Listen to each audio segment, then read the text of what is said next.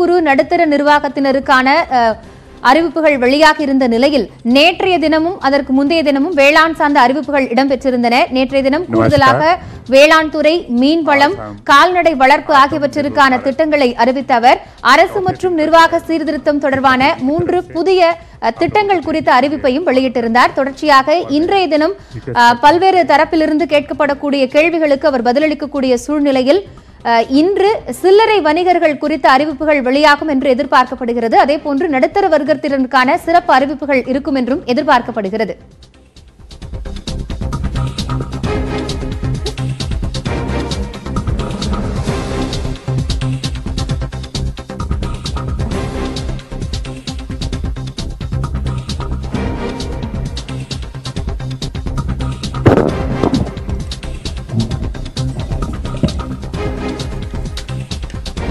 Namaskar.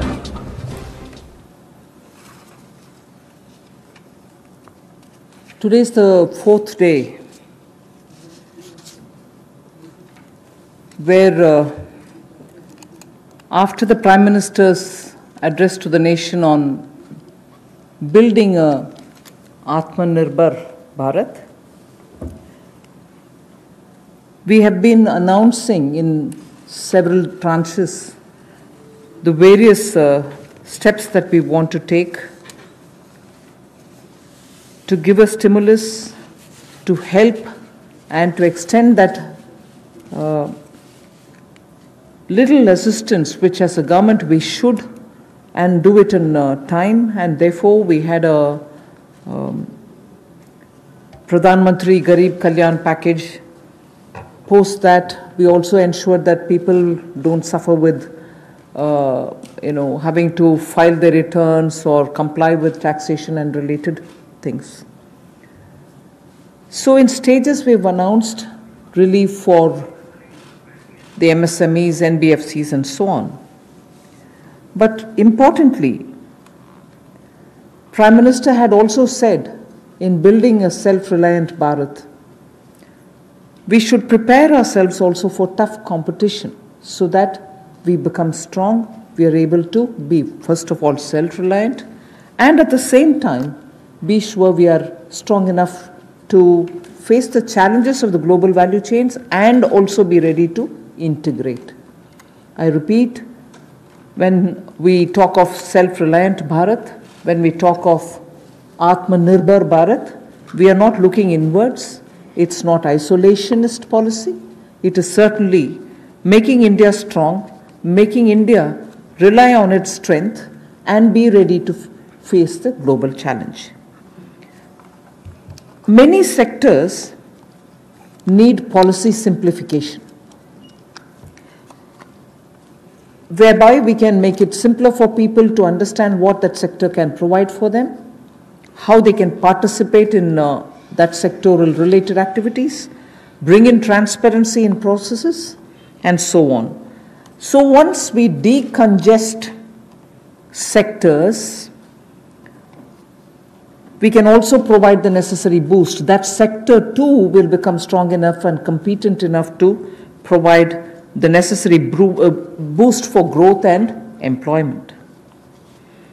And as you all know, the Prime Minister has a very strong track record in taking up reforms, deep systemic reforms.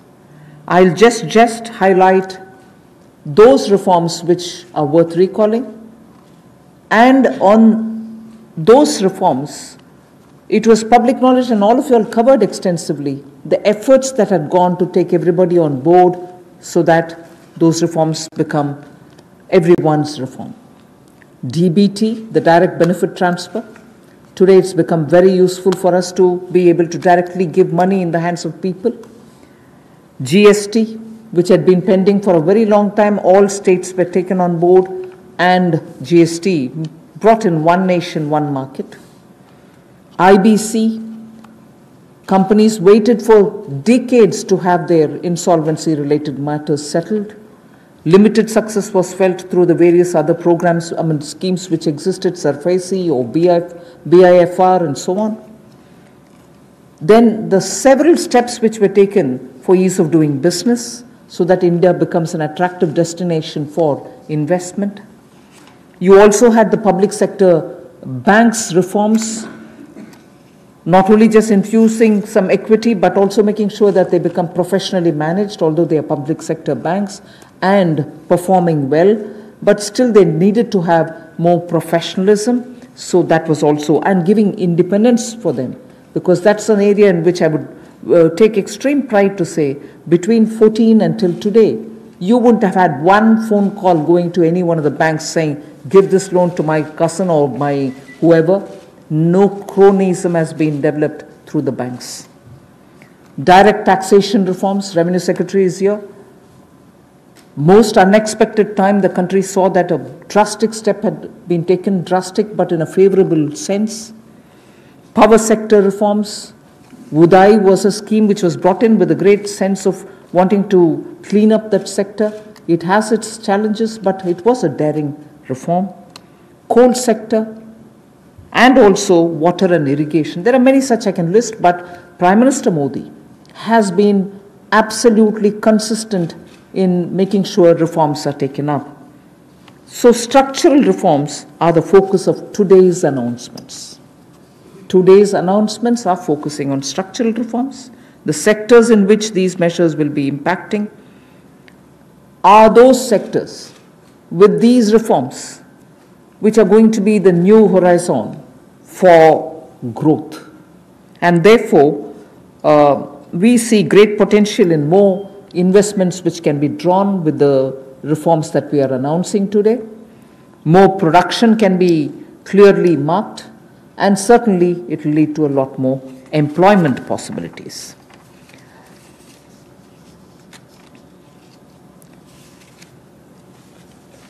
We can actually start off with some preliminary slides before I go into talking about today's announcements, which will explain all the steps that we've taken in the recent past to make sure that investment come into this country and also make India a far more business-friendly destination. Before I go into that, it is important for us to recall that steps which have been taken earlier have been announced variously at different times.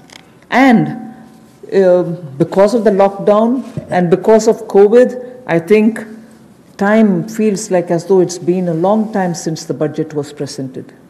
It was only presented on 1st February. And just as soon as the finance bill got passed, the Parliament also had to very quickly close for the reasons of social distancing and so on. And just before February, we announced the National Infrastructure Investment Foundation, the fund that was launched. So, and therefore such steps have been taken. Clearly, these are the ones which a lot of things that we want to tell today, and also a lot of things that we want to do towards building an Atmanirbhar Bharat. Nirbhar Bharat. So if we can go to the first slide. The policy reforms to fast-track investments. In the last couple of months, an empowered group of secretaries has been formed who also looked at project development, and project development cells were formed in various ministries. Ranking of states on investment attractiveness is also being worked out. This will make them compete for new investments, and promotion of champion sectors such as the solar PV manufacturing and so on, the advanced cell battery storage research. These kind of activities are also being given a priority. So for an Atmanirbhar Bharat and for Make in India, such steps are crucial, and we want to make sure that efforts which have been taken clearly give us the confidence that Make in India, which was launched at least 3 years back as an initiative to change the mindset of people, to bring in new ways of doing business, to make sure that India becomes attractive on its strength, are all being received very well. So today, if I look at Make in India for Atmanirbhar Bharat, the foundation was laid earlier, and many investors have found that India's market, size of India's market, the aspirational middle class, the rule of law which prevails, and also making sure the talent pool which exists in India makes India an attractive destination for producing for India and also for producing in India and exporting from India. So that is exactly what has been shown here, and incentive schemes are being given for these champion sectors. So we need to clearly understand the purpose with which, when we talk of Atmanirbhar Bharat, it is on all these steps building India's strengths. The next slide would show you that attempts and also efforts have already started for upgradation of industrial infrastructure. I'm saying all this because the reform steps that I'm going to announce will have all these also having a play in the various steps that we are announcing. Upgradation of industrial infrastructure is something which we need to talk about afresh, although industrial infrastructure, industrial land banks, and also clusters have been recognized long time back. But they're all somewhat being utilized, many of them lying unutilized. So now, using technology, we are making sure these land parcels are, through GPS, GIS mapping, are able to be identified, location cleared, their challenges being identified, common facilities which have to be created will all be done. 3,376 industrial parks and estates and SEZs have between them, have among them 5 lakh hectares, all of them mapped as industrial information system can map them for future use. So this will be a part of the portal which we'll be running, so that it will be available for any future potential investor to say, I know land exists there, we can go set up a business there. In the meanwhile, the state government working with the center is going to provide all the common facilities. So all industrial parks also will get ranked by 2020-21, so that we know what is the level of readiness that they have and how ready they are for competition. So with this said as a broad introductory statement, I just want to highlight the 8 sectors about which we are going to talk, where reforms are being brought in. Coal, minerals, defense production. I read out separately the next 3, although they together contribute for flying, airports, and also aerospace related matters. Airspace management, airports, MRO, which is maintenance, repair and overhaul. So those 3 all go over to the civil aviation area. Distribution companies in the union territories, power distribution companies in the union territories. Space sector, where ISRO and others have been flag bearers for India. Atomic energy. So 8 sectors, but I will be showing you about 10 to 12 slides, all of them explaining each one of these sectors in detail. नमस्कार। आत्मनिर्भर भारत की जो कल्पना माननीय प्रधानमंत्री जी ने हम सबके सामने रखी थी, நான்காவது நாளாக டெல்லியில் செய்தியாளர்களை சந்தித்து இன்றைய பல்வேறு நிதி அறிவிப்புகள் குறித்த முக்கிய விளக்கங்களை நிதியமைச்சர் நிர்மலா சீதாராமன் வழங்கி வருகிறார். அந்த வகையில் தன்னுடைய உரையை தொடங்கியவர் தற்சார்பு திட்டத்தை ஊக்குவிக்கும் நோக்கில் பல்வேறு சிறப்பு திட்டங்கள் உருவாக்கப்பட்டு வருவதாகவும், இந்தியாவின் தற்சார்பு என்ற சவாலுக்காக நாம் அனைவரும் தயாராக வேண்டும் என்று குறிப்பிட்ட அவர் நேரடி பணப்பரிமாற்றம், GST ஆகிய நடவடிக்கைகள் குறித்து பெருமிதம் தெரிவித்திருக்கிறார்.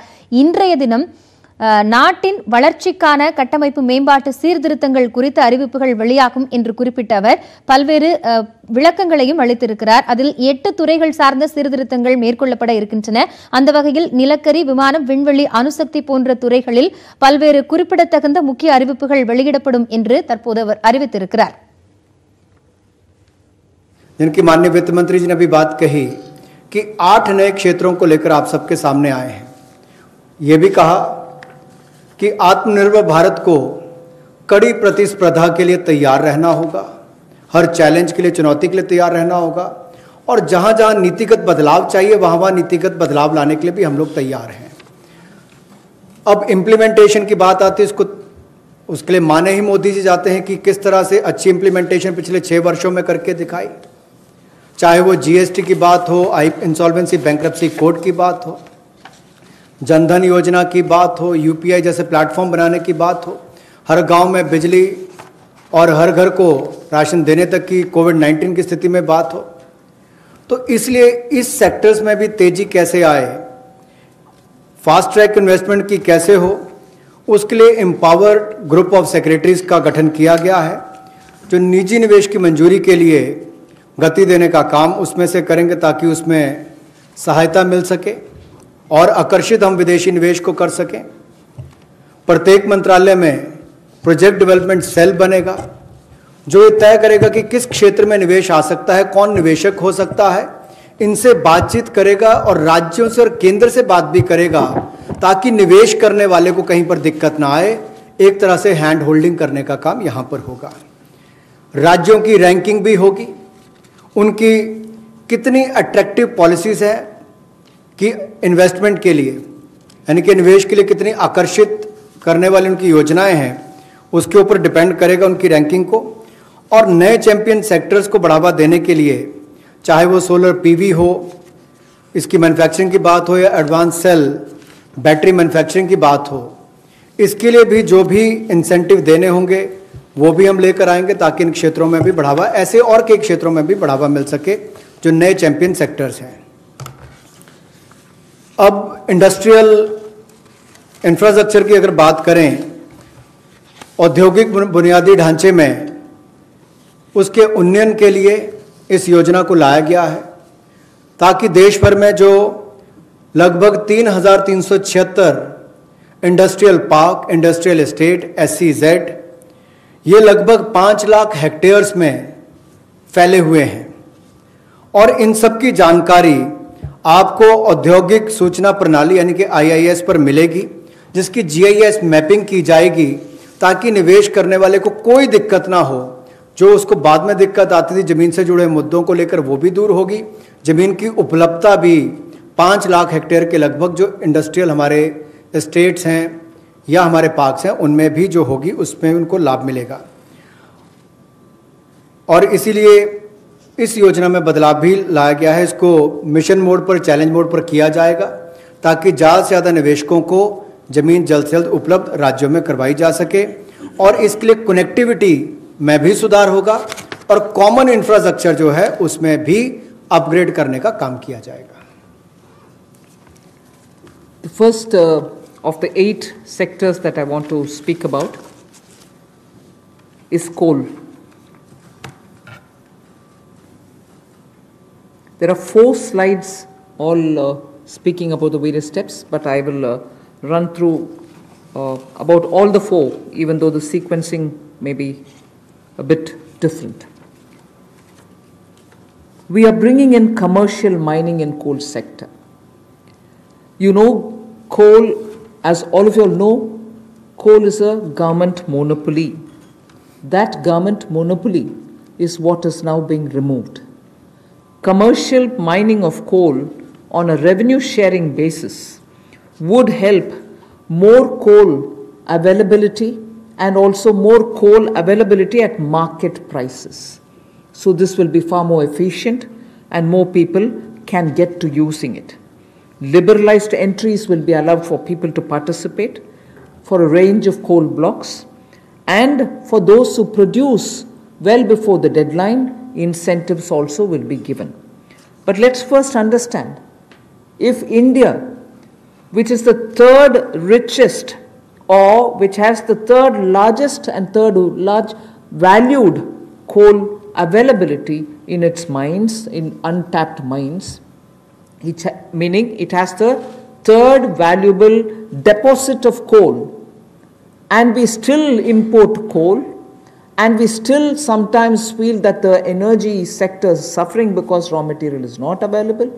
So regulations are required, and this line you would recall I have said day before yesterday, I have also said yesterday, regulations are required when there is a shortage. But this country has got abundant coal, and we've been regulating it, suffocating it from producing ample quantity of coal which will be required by the industry. Economy can be benefiting from this kind of opening up. Of course, we are conscious that coal is not so environment friendly. So in order to have coal converted into gas, we are providing incentive so that coal is also used, but the environment commitments of India are honored, and we benefit from gasification of coal. And also the coal bed methane also will be auctioned, so that these coal beds which are with Coal India but untapped also can benefit the country. So the coal bed methane extraction also will happen through auctioning. 50,000 crores will be spent by Government of India for creating evacuation infrastructure, because after the coal is mined, brought to the pit head, you don't have enough right kind of infrastructure to have this coal, mine the coal, evacuated from there. So 50,000 crores is being given to ensure that evacuation infrastructure is provided. So this is in short what is being done to bring in reforms in the coal sector.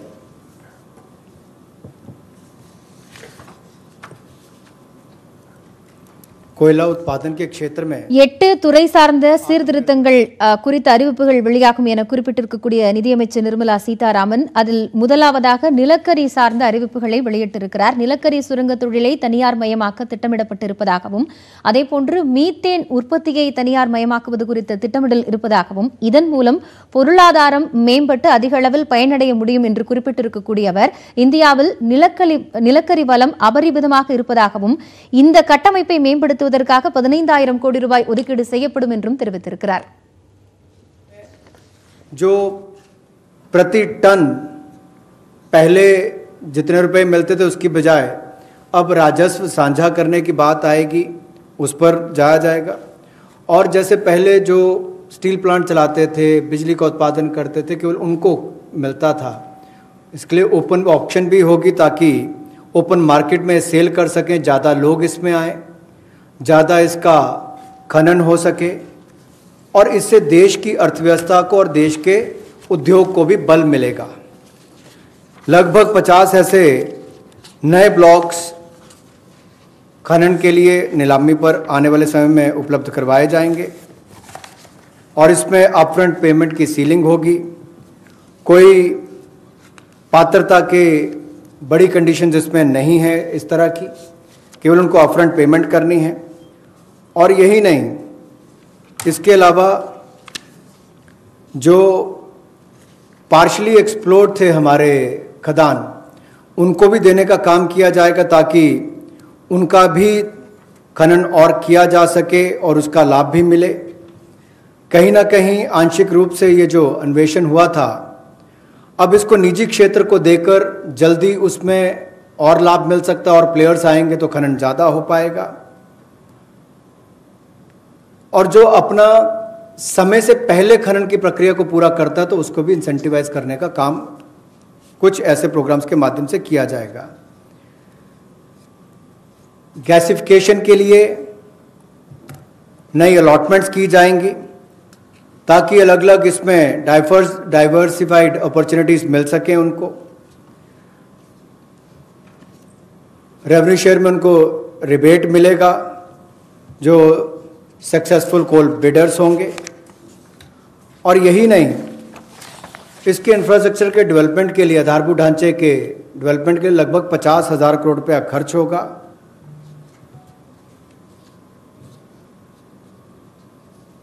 और ये जो कोल India limited की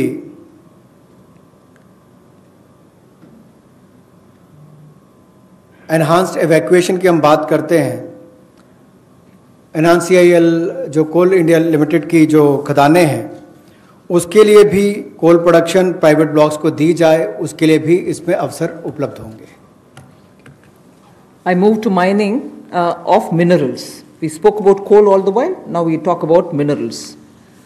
Minerals, the sectoral reform that we want to bring in order that we have a boost given for growth of the sector, better employment potential and bring in state-of-the-art technology, is to now have a seamless composite exploration come mining come production regime. Earlier, somebody was doing the exploration, someone else had to again come and undergo the whole process of auction, bids and so on to start the mining, and then once the mining activity starts, the production is subsequent. All these were dealt with in separate silos. So now what is being suggested is to, for ease of everybody participating and also the stakeholders, a seamless composite exploration come mining come production regime is being brought in. So there is no uncertainty for somebody who invests a big quantum of money for exploration whether he'll be able eventually to even to mine the mineral. So that system is going to make it easy. 500 mining blocks would be offered through this open transparent mechanism. And if I take the example of aluminium, the way in which things had happened, the prevailing by the prevailing setup, if somebody wants bauxite, which is a necessary raw material for aluminium, he had to go for an auction for bauxite. And then he would realize that he doesn't have enough power to generate, or power supply is erratic. Then he would turn around saying, can I have some coal from somewhere? If he doesn't get it, or if he doesn't have enough power supply, he ends up sitting with the raw material but not being able to produce aluminium. So many such people had left this country and gone and invested elsewhere because of these mismatched policy. So what we are now taking the example of aluminium telling you is joint auction of the necessary two, like bauxite and coal, will happen so that it can enhance aluminium industry's competitiveness and will help aluminium industry now to reduce electricity cost, because they would be given the coal, they can gasify it and then use it, or use it in the other way. So that is one major step that we want to take in order that the mineral sector is better facilitated. And then we would also like to remove the distinction between captive and non-captive mines. So that will also help in transferring of mining leases and sale of surplus and sale of unused minerals. So I've had a mine given to me, I've taken some mineral out of it, but later I've lost interest, I don't have the capacity anymore. The left unused mineral lies there, nobody else benefits out of it. So now we are permitting them to transfer the mining lease so that whoever is interested in using the rest of it, which has been kept there, meaning which is lying there unmined, they can also use it, so the country can benefit from it. Then the Ministry of Mines is in the process of developing a mineral index for different minerals. The process is ongoing. Then a rationalization of stamp duty, which is payable at the time of award of mining leases, is also happening. So these two slides have clearly told you about the various reform steps that we're taking in order that this country, which is rich in minerals, gets timely served by the availability of the minerals for the industries to benefit from. जहाँ कोयले वाले में पहले partially explored blocks, इनकी भी auction करने की option दी जाएगी ताकि उसकी एक्सप्लोरेशन भी हो सके और उसकी प्रोडक्शन से भी उसका लाभ लिया जा सके। इसमें प्राइवेट सेक्टर की पार्टिसिपेशन को बड़ा बल मिलेगा और इससे इस क्षेत्र को बढ़ावा मिलेगा। गैसिफिकेशन की जो बात की गई, इससे भी एक डाइवर्सिफाई करके क्लीन फ्यूल की तरफ जाने की बात अगर हम करें तो उसका भी लाभ मिल पाएगा। और इसमें भी लगभग इंफ्रास्ट्रक्चर की डेवलपमेंट के लिए 50,000 करोड़ रुपये का खर्च होगा। और यही नहीं, जो कन्वेयर बेल्ट वगैरह बनानी है रेलवे तक जाने के लिए, रेल हेड तक जाने के लिए 18,000 करोड़ रुपये का निवेश उसके ऊपर भी होगा। तो वो भी एनवायरनमेंट फ्रेंडली उस तरह के कदम उस पर उठाए जाएंगे, इससे भी उसको बल मिलने वाला है। और कोयले के क्षेत्र में एक बड़ा कदम है। कोल बेड मीथेन की जो बात करते हैं उसकी एक्सट्रैक्शन के लिए भी उसमें उनको अधिकार दिए जाएंगे।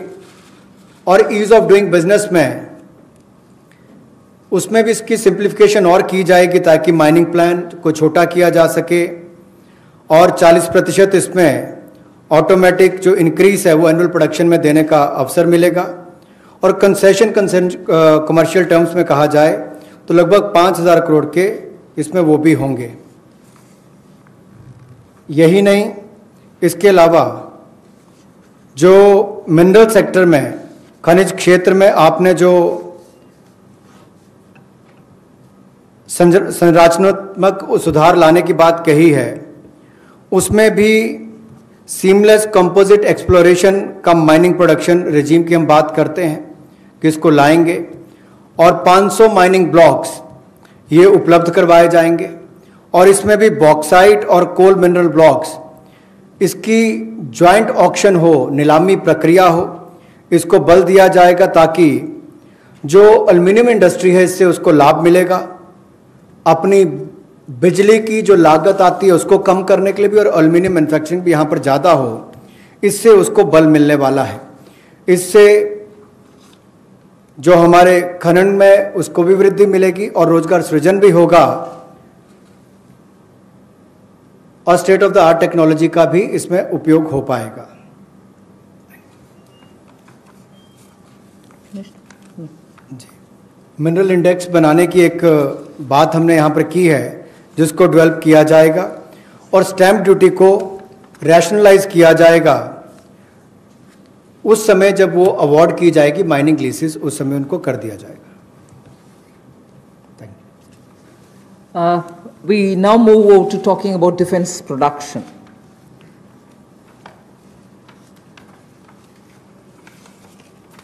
Make in India and self-reliance have now, as I said, become a partner in the sense of for self-reliance. Make in India is absolutely necessary, and particularly when you're talking about critical industries like defense, we need to be self-reliant where we really can be. Of course, armed forces require best of equipments. They need some of the latest technology driven equipments. Some high-tech equipments are required which have to be imported. They can be imported. And it continues. We are seeing very good latest weaponry coming also. But some of those which are being produced in India can be bought in India, and therefore we have now come to a conclusion that we shall notify. This is done with the consultation with the Department of Military Affairs. We shall notify a list of weapons and platforms which shall be not allowed for import, but we shall have them bought from India. So the import of this listed set of equipments shall not be allowed. They shall be banned. And every year this list will be increased because more capacities which come to be recognized, which meet the standards, which meet the defense standards, will be obtained from India.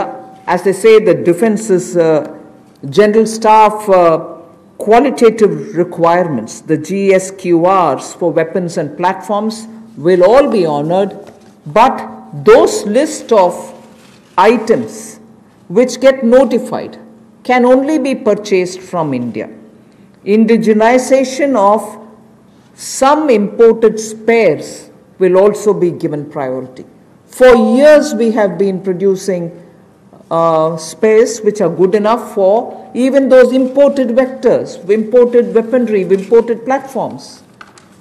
Unless we are able to do that, the spares are also something which India probably can produce but are getting imported. So indigenization of imported spares.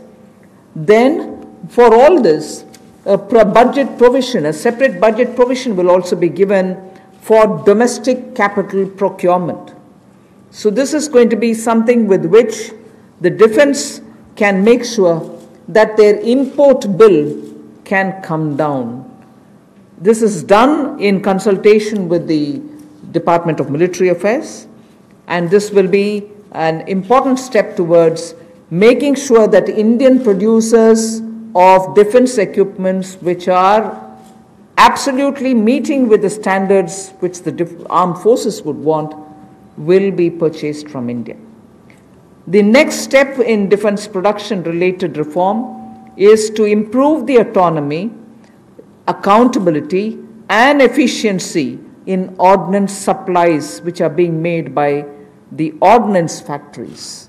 And for this, we intend to corporatize ordnance factory boards. I like to emphasize here, corporatization is not privatization. It doesn't mean that the ordnance factory boards are going to be privatized. No, they're not being privatized. But corporatized they will be. We want them to be better managed. We also eventually hope that they will get listed in the stock market. Ordinary Indian citizens can also buy shares in them.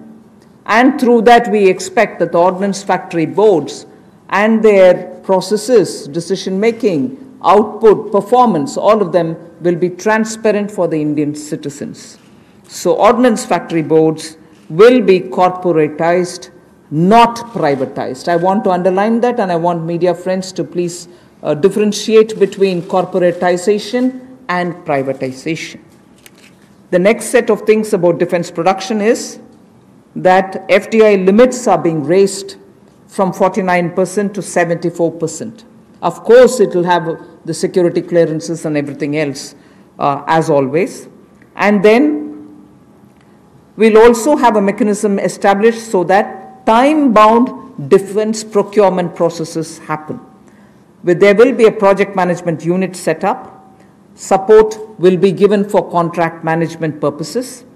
Then as I said earlier, a realistic setting for the General Staff qualitative requirements, the GSQRs as they are known, of weapons and platforms will be made, because sometimes unrealistic quality requirements are established and quite a lot of time is spent in searching for suppliers who will meet all those requirements. You end up with just one supplier, and just buying it from one supplier is not permitted, and then you do the entire circle all over again. So realistic setting of qualitative requirements is something on which we'll place emphasis, and above all, overhauling of the trial and testing processes. Yes, we understand India is a country which has different climatic and geospatial requirements, tropical, coastal, Himalayan, high altitude and everything else, but we still need to be far more efficient in trial and testing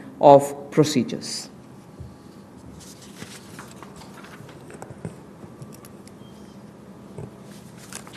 रक्षा उत्पाद में आत्मनिर्भरता लाने के लिए make in India को बल देना बहुत आवश्यक है, और पिछले 3 वर्षों में बहुत सारे क्षेत्रों में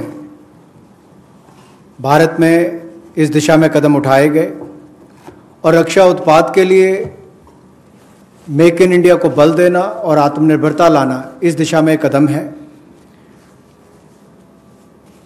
वेपन्स की लिस्ट को नोटिफाई किया जाएगा, प्लेटफॉर्म्स की लिस्ट को நான்காவது நாளாக நிதி சீர்திருத்தம் குறித்த பல்வேறு அறிவிப்புகளை நிதியமைச்சர் நிர்மலா சீதாராமன் வெளியிட்டு வருகிறார். ஒட்டுமொத்தமாக 8 துறை சார்ந்த சீர்திருத்தங்கள் குறித்த அறிவிப்புகள் வெளியாகி வருகின்றன. முதலில் நிலக்கரி சுரங்கத்துறைக்கான அறிவிப்புகள் வெளியான நிலையில் தொடர்ந்து கனிம வளத்துறைக்கான சீர்திருத்த அறிவிப்புகள் வெளியாகியிருக்கின்றன. தற்போது பாதுகாப்பு தளவாடங்கள் குறித்த சீர்திருத்த நடவடிக்கைகள் மேற்கொள்ளப்பட்டு வருகின்றன.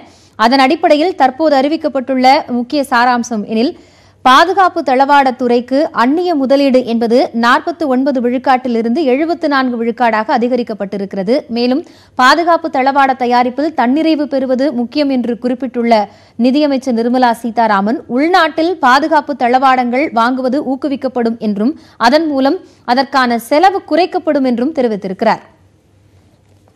कटौती होगी, लेकिन जिसका सीधा लाभ भारत में बनाने वाली उन कंपनियों को मिलेगा जो हिंदुस्तान के सैन्य की एक आपूर्ति करेंगी।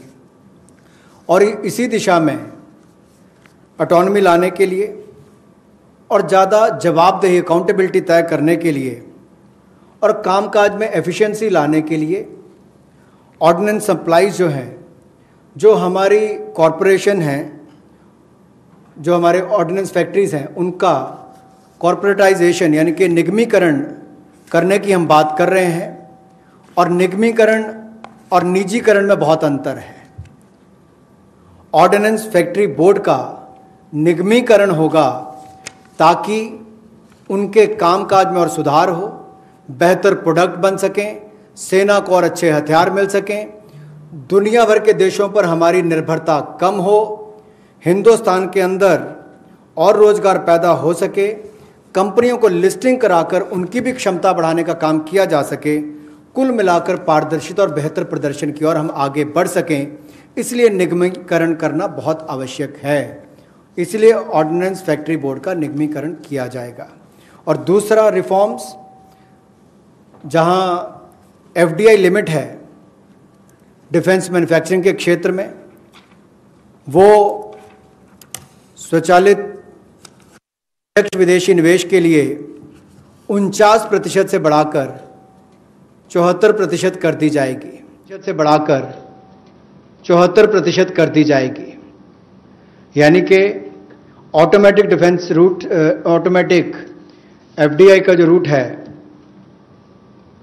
उसके लिए 49% से 74% उसको कर दिया जाएगा लिमिट को। और time bound defence procurement process हमारा हो, इसके लिए त्वरित फैसले लेने का भी काम किया जाएगा। अनुबंध प्रबंधन के लिए प्रोजेक्ट मैनेजमेंट यूनिट का गठन किया जाएगा।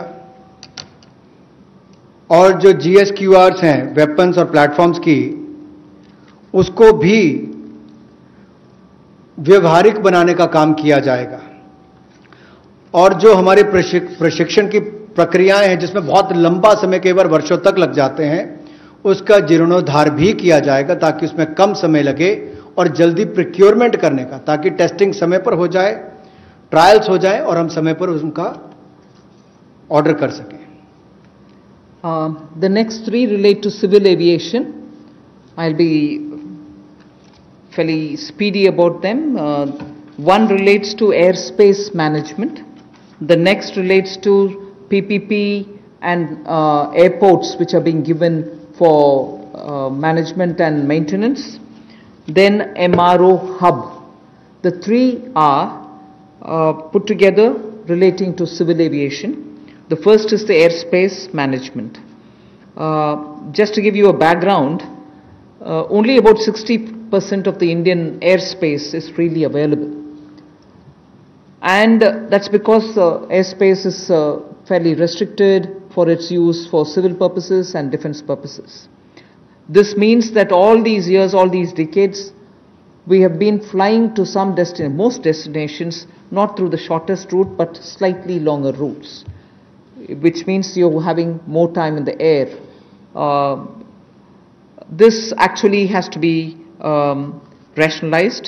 Optimum utilization of airspace is best, because after all the fuel spent is also something which we import. Huge bill goes for that. Finally the customer ends up paying more price for the flying, and for pilots it's a extra hour of flying or half an hour of flying.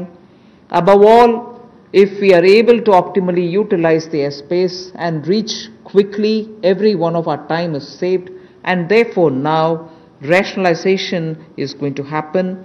we will be able to get to our destination at the shortest possible time, thus saving travel time, thus saving fuel, thus saving also the pilot's flying time.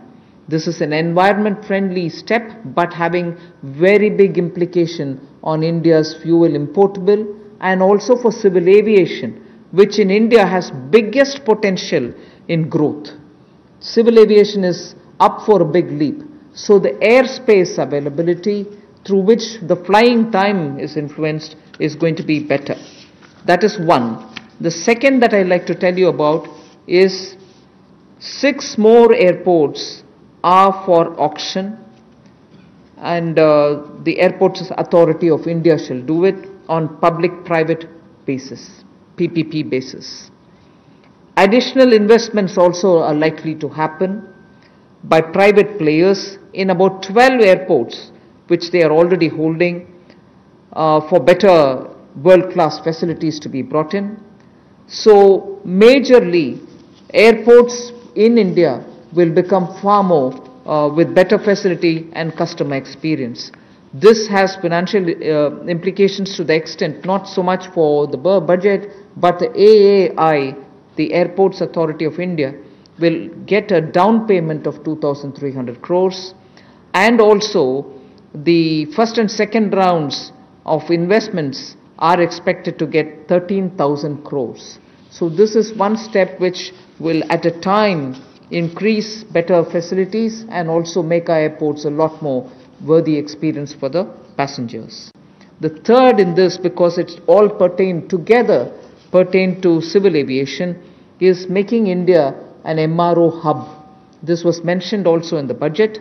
Maintenance, repair and overhaul of aircrafts is a big business. Most of the Indian aircrafts themselves go abroad to do their repair works, spend on parts there, and also come back for after the overhaul to India. But maintenance and repair and overall, India has all the capacities, manpower skills required, soft skills required, and also India can then be the center for many of the flights which go towards Southeast Asia, long distance to Australia, similarly westwards also. If we make sure that MRO's ecosystem is created in India, for which the tax regime has already been altered so that it favors setting up MRO in India, this is a major step that we want to make sure that India benefits from. And in this, not just civil aircrafts, but also defense aircrafts can also be benefiting from the MRO, which if we make India as a huge hub. Maintenance cost for all airlines will come down, and that again will have a ripple effect on the passengers. The travelers can probably pay less after that. So these are 3 put together reforms for the civil aviation sector. Civil aviation sector को लेकर जो 3 बड़े कदम हैं, हम सबको पता है समय की बहुत कीमत है और हर व्यक्ति के समय को बचाने का प्रयास किया जाए.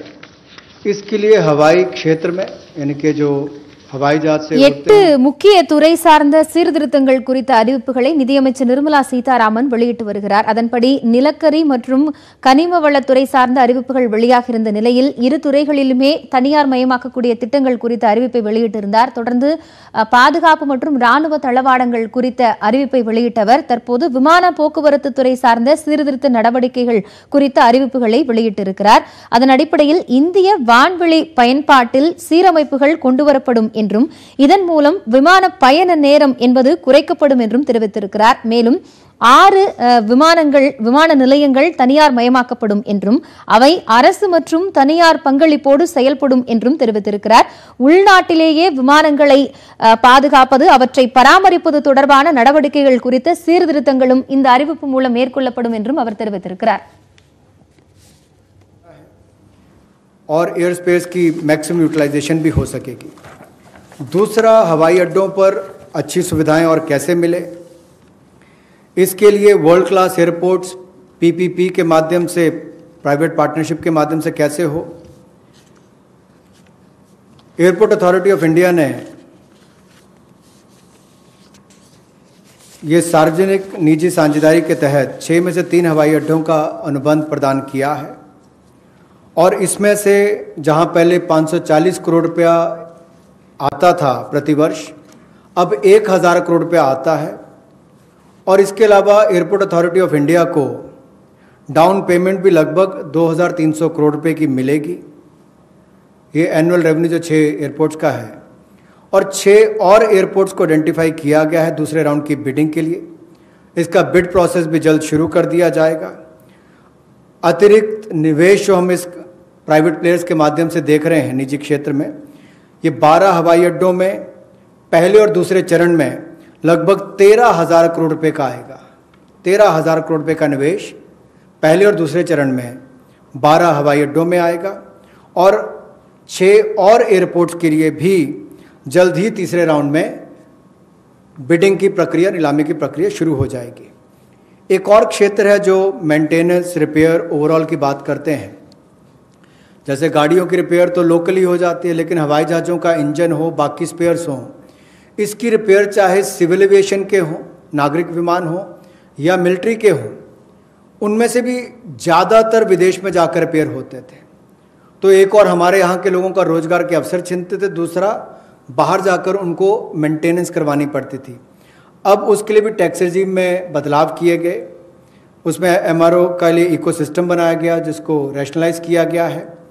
इससे लगभग जो 800 करोड़ से लेकर 2000 करोड़ रुपया 3 वर्षों में एयरक्राफ्ट के कंपोनेंट्स की रिपेयर के लिए या एयरफ्रेम की मेंटेनेंस के लिए जो खर्चा होता है उसमें भी बचत होगी और वो काम यहीं पर मिलना शुरू हो जाएगा हिंदुस्तान के अंदर। और जो मेजर इंजन मैन्युफैक्चरर्स हैं वो भी अपने इंजन रिपेयर फैसिलिटीज़ को यहाँ पर भारत में लानी शुरू करेंगे और डिफेंस और सिविल सेक्टर को कन्वर्ज करके भी हम लोग इस सेक्टर को बढ़ावा दे सकते हैं। उस दिशा में कदम उठाए जाएंगे ताकि जो कॉस्ट है एयरलाइंस की या हमारे डिफेंस की वो भी कम आए, उस दिशा में कदम है। I move to talking about the next reform step. The power distribution companies in union territories shall be privatized. And that is likely to be also, it will be in line with the tariff policy which is soon to be announced. The tariff policy reform will of course talk about consumer rights.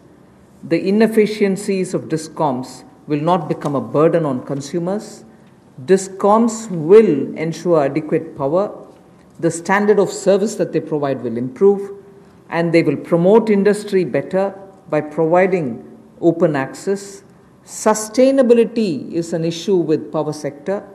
We want to be sure that timely payments to the GenCos happen. You are aware that 90,000 crores have been given this time because DISCOMs were not able to pay or service their dues to the GenCos. Such disruptions or ups and downs should be avoided, and DBT also for subsidy receiving beneficiaries will be given directly, and smart prepaid meters will be set up, about which I had mentioned in the budget also. So tariff policy coming into place will also see one more major step, in that in the union territories we shall make sure that the DISCOMs are privatized. Suboptimal performance of power distribution and supply can never be in favor of the customer. So that is as regards power sector reforms.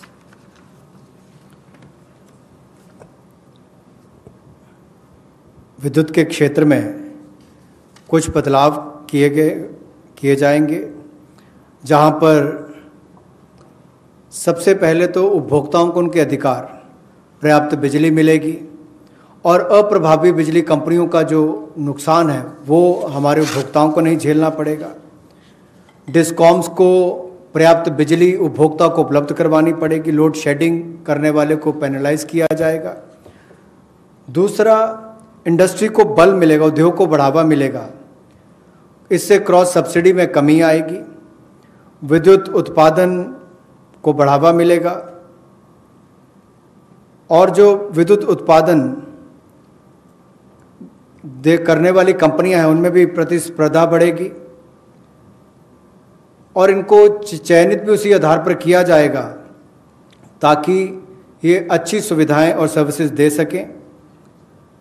बिजली क्षेत्र में स्थिरता आएगी, इसमें कोई regulatory assets नहीं होंगे और टाइमली पेमेंट जो है, समय पर जो पेमेंट है, जो पावर यानी कि बिजली का उत्पादन करने वाली कंपनियां उनको होंगी। डीबीटी का लाभ हमने बहुत सारी योजनाओं में देखा है कि किस तरह से माननीय मोदी जी की सरकार ने बहुत सारी योजनाओं को अब डायरेक्ट बेनिफिशियरी ट्रांसफ़र के रूप से सीधा उपभोक्ता के खाते में पहुंचाने का काम किया, जिसमें उपभोक्ताओं को बहुत लाभ मिला। तो यहाँ पर भी सब्सिडी डीबीटी के माध्यम से और स्मार्ट प्रीपेड मीटर्स लगाने का काम किया जाएगा ताकि किसी के साथ कोई धोखाधड़ी ना हो सके और उसका भी लाभ मिलेगा। इसके साथ साथ जो वितरण है बिजली का, वो यूनियन टेरिटरीज में उसको प्राइवेटाइजेशन करने के लिए, निजीकरण करने के लिए कदम उठाए जा रहे हैं। इस पे जो सब ऑप्टिमल परफॉर्मेंस इनकी पावर डिस्ट्रीब्यूशन कंपनीज की आ रही है और जो सप्लाई में भी कमी रहती है उसमें भी सुधार होगा और इसमें जो पावर डिपार्टमेंट और यूटिलिटीज़ हैं, यूटीज़ में, इनका निजीकरण किया जाएगा। इससे बेहतर सर्विसेज को बल मिलेगा, जैसा मैंने अभी आपको कहा। और यही नहीं, हमारी पावर डिस्ट्रीब्यूशन में भी एफिशिएंसी और आएगी और एक मॉडल के रूप में हम इसको देश भर के लिए खड़ा करके देंगे। सबसे पहले इनको यूनियन टेरिटरीज में खड़ा किया जाएगा और मुझे पूर्ण विश्वास है बाकी राज्य इन मॉडल्स को देखकर अपने अपने राज्यों में सुधार करने के लिए भी भविष्य में आकर्षित होंगे। The next is on social infra projects. For creation of social infrastructure projects, which are like hospitals, because India needs a ramp up on social infrastructure, government has made a provision for 8,100 crores, that will be the total outlay, which will be going in the form of viability gap funding. So in general, for most projects which are supported by government or states or the statutory bodies, 20% is what is given as viability gap funding. But in this case of social infrastructure, government has decided to give 30% viability gap funding. So the quantum is increased from 20 to 30%. Through this, we expect that the urgent requirement for social infrastructure all over the country is not just going to be developed by government, but also private enterprises will come in because of this viability gap funding which we want to provide, and that is an increased viability gap funding. सामाजिक बुनियादी ढांचे में निजी क्षेत्र के investment को बल देने के लिए कुछ बदलाव उसमें किए गए वायबिलिटी गैप फंडिंग में। और आपने देखा होगा कोविड-19 के समय भी कि स्कूल, अस्पताल, ऐसे हमारे जो क्षेत्र हैं जिनका बुनियादी ढांचे में और सुधार चाहिए, उसके लिए बल मिले। इसके लिए थोड़ा बदलाव किया गया है कि 30% केंद्र और 30% जो है हमारा राज्य सरकारें उसमें वायबिलिटी गैप फंडिंग के रूप में देंगी। इससे इस क्षेत्र को बल मिलेगा, लेकिन बाकी सेक्टर्स में 20% ही रहेगा और इसमें कुल मिलाकर सामाजिक बुनियादी ढांचे के इस सेक्टर के वायबिलिटी गैप फंडिंग के लिए लगभग 8100 करोड़ रुपए का आउटले किया गया है और इन प्रोजेक्ट को राज्य और केंद्र की सरकारें प्रपोज करेंगी। The last two reform steps that I want to announce relate to space and space. The next one relates to atomic energy. First, in space, you know that India has had the benefit of an extraordinary institution such as the ISRO. ISRO has brought the nation a lot of laurels. However, today, private sector is also doing a lot of work in the space arena. A lot of individuals and startups have spent a lot of time developing space-related technologies. Unfortunately, because of the Indian regulations, they are even unable to use ISRO's available facilities for even testing their products.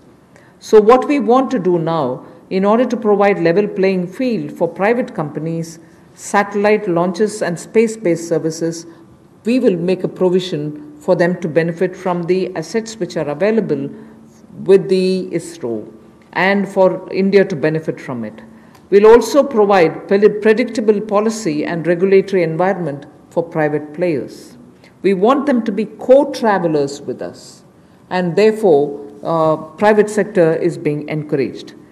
And also for future projects for planetary explorations and outer space travel, it will also be open for private sector. So in short, private sector is being given a good access to this space area where both government and private sector can work for a better Atmanirbhar Bharat.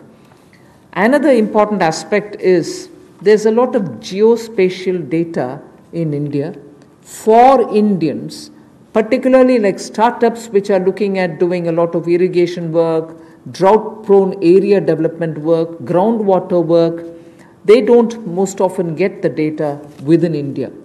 They go getting it from abroad, data about India, paying through their nose for some good work that they do for India itself. So a liberal geospatial data policy is something which we like to work, and we want to provide remote sensing data to tech entrepreneurs, but of course with a lot of sense of caution, because this is a very sensitive area. We want to also give the benefit and the advantage to the Indian startups who are also doing pioneering work. अंतरिक्ष के क्षेत्र में भारत ने बहुत अच्छा काम पिछले कुछ वर्षों में किया है। अब इस क्षेत्र में निजी क्षेत्र भी किस तरह से सहभागी हो, कैसे वो भागीदार बने और उपलब्धियों भरा आने वाला समय हो, इसके लिए अंतरिक्ष क्षेत्र की गतिविधियों में प्रतिपादक वृद्धि लाने के लिए निजी क्षेत्र की भागीदारी को बढ़ाने का अवसर दिया जाएगा, ताकि प्राइवेट कंपनीज को भी बराबरी का एक तरह से अधिकार, जैसे लॉन्च करने की बात हो या सैटेलाइट्स की बात हो या अंतरिक्ष क्षेत्र से जुड़ी हुई सेवाएं देने की बात हो, चाहे कम्युनिकेशन सैटेलाइट से बाकी हो, अनुमानित नीति लाकर हम अंतरिक्ष क्षेत्र में एक बड़ा सुधार लाएंगे। और यही नहीं, निजी क्षेत्र की कंपनियों को इसरो की सुविधाएं या जो एसेट्स हैं उनको इस्तेमाल का प्रावधान करेंगे, ताकि वे अपनी क्षमता बढ़ा सकें और उपलब्धियों भरा हमारा आने वाला समय अंतरिक्ष के क्षेत्र से जुड़ी हुई, चाहे वो सेवाएं हो या खोज हो, उससे जुड़ने के लिए हो। भविष्य में चाहे वो ग्रहों की खोज की बात हो या बाहरी अंतरिक्ष यात्रा जैसे प्रोजेक्ट्स हो, इनमें भी निजी क्षेत्र आगे बढ़कर आए, ऐसा हमारा प्रयास रहेगा। उदार जियोपॉलिटिकल डाटा पॉलिसी हम लेकर आएंगे रिमोट सेंसिंग डेटा के लिए, ताकि टेक्नोलॉजी एंटरप्रेन्योर्स, विशेष तौर पर स्टार्टअप्स जो इस पर काम करते हैं, उनको विदेशी कंपनियों पर निर्भर ना रहना पड़े, वो इस दिशा में बड़े कदम उठा सकें। इस दिशा में कदम उठाए जाएंगे और पॉलिसीज पर लाई जाएंगी। The last step for today under the set of reforms that we are announcing is related to atomic energy related reforms. There shall be a research reactor in PPP model which will be established only for the production of medical isotopes. Now, medical isotopes are increasingly used in cancer treatment. In fact, India has earned a lot of goodwill from very many countries which had India supply them these isotopes. So absolutely for promoting welfare of humanity through affordable treatment for cancer and other diseases, we shall be establishing a research reactor in PPP mode, and that will produce medical isotopes. The next is establishing facilities in, again, PPP mode atomic energy is completely with the government. But here are the ways in which we are bringing in the PPP mode, establishing facilities in PPP mode to use irradiation technology, the radiation technology, for food preservation. Radiation technology, as you know, at one point in time the government also was discussing it, and a lot of you all were asking us questions. In crops which are like perishable crops like onions, most often when there is a good crop, because of its short shelf life, they are normally sold at a absolutely low price, or they are left to rot. Whereas when you use radiation technology, we are able to provide it the necessary qualities with which it can be stored for a longer time. Shelf life of perishable goods like onions can be improved and longevity given. This is something on which technology development cum incubation centers being established now will also set up a kind of synergy between research facilities and tech entrepreneurs who can develop such technologies which will be used for very many daily use matters such as vegetables and fruits preservation and so on. So this pertains to reforms in atomic energy, and that's my last slide. Atomic energy से related जो हमारी reforms हैं उस पर जो cancer के क्षेत्र में भी भारत ने दुनिया भर में दवाइयाँ देने का काम हो, या कोविड-19 के समय भी दुनिया भर के देशों को यहाँ से फार्मा सेक्टर ने जो दवाइयाँ भेजी, उसमें और आगे हम क्या कर सकते हैं। मेडिकल आइसोटोप्स का उत्पादन करने के लिए पीपीपी मोड में रिसर्च रिएक्टर्स का स्थापना करेंगे, और इससे मानवता की सेवा को और बल मिलेगा। और भारत ने जो कोविड-19 के समय हो या कैंसर की ट्रीटमेंट के लिए भी इससे पहले लगातार दुनिया भर के देशों को यहाँ से मेडिसिन देने का काम किया हो, उस दिशा में भी हम कदम आगे बढ़ा सकें।